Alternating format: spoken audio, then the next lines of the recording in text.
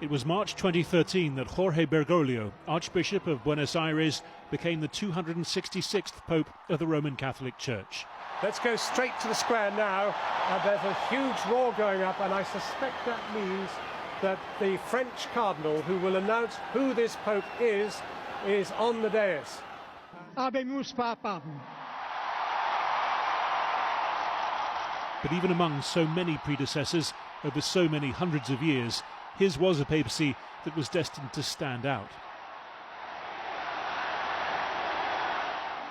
The first Pope from outside Europe in more than a millennium, the first ever from South America. Buonasera.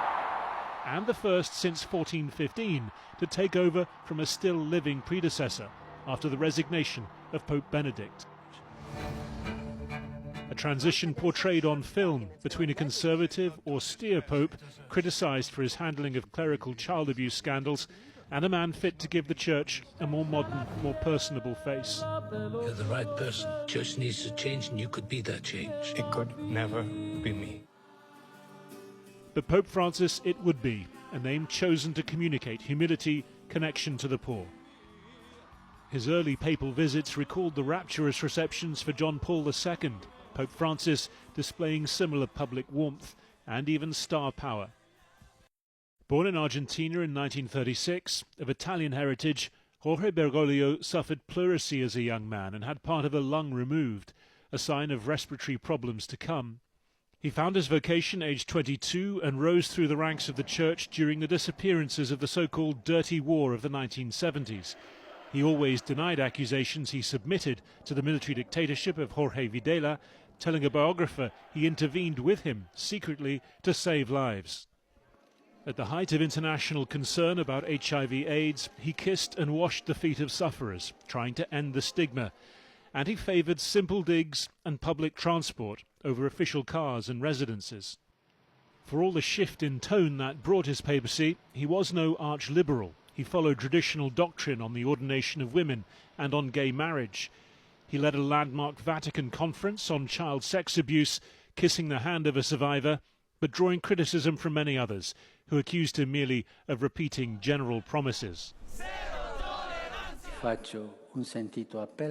I make a heartfelt appeal for an all-out battle against the abuse of minors, both sexually and in other areas, on the part of all authorities and individuals, for we are dealing with abominable crimes that must be erased from the face of the earth. He wasn't afraid to take on other political issues, advocating on behalf of refugees, urging negotiations to end the war in Ukraine.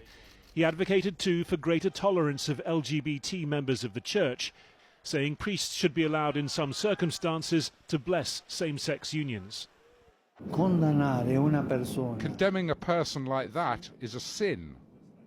Criminalising people of homosexual tendencies is an injustice. But last year the Vatican had to apologise after the Pope was quoted as telling bishops, using an anti-gay slur, that there was already too much homosexuality in Catholic seminaries.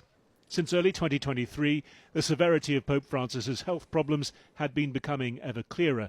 His last years marked by repeated bouts of breathing difficulties, flu, bronchitis, intestinal surgery, as well as deteriorating mobility. But they were also marked by what many saw as the culmination of his papacy.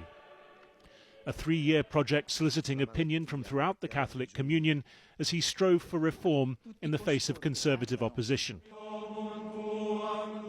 An approach that mixed humility and ambition, one that embodied the man himself.